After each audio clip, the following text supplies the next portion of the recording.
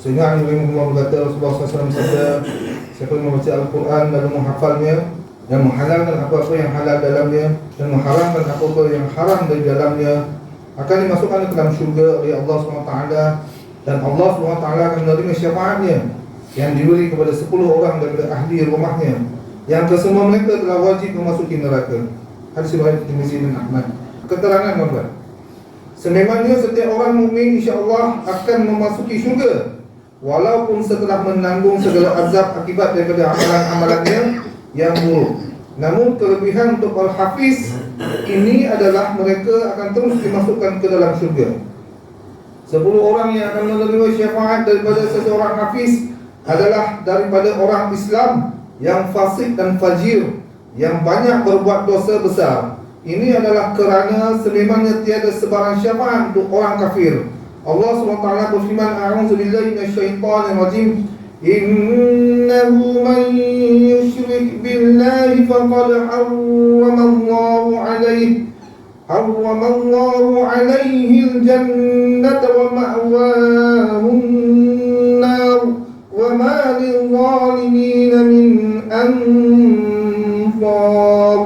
Sadaqallahu azim.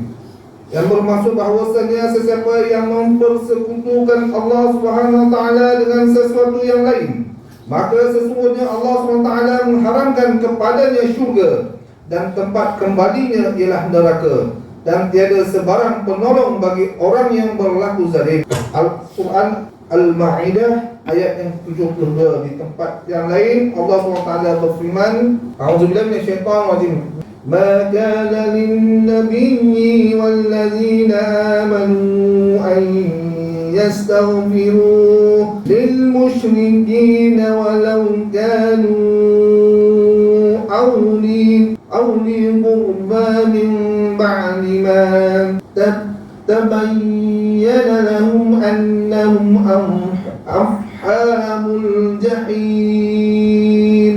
صدق الله العظيم. Yang bermaksud tidaklah dibenarkan bagi Nabi SAW bagi yang beriman meminta ampun bagi orang musyrik, sekalipun orang itu kaum kerabat sendiri. Sudah nyata bagi mereka bahawa orang musyrik itu adalah ahli neraka. Surah At-Taubah ayat 113. InsyaAllah tuan-tuan. Jadi apa yang kita dengar, mudah-mudahan dapat kita amal sampai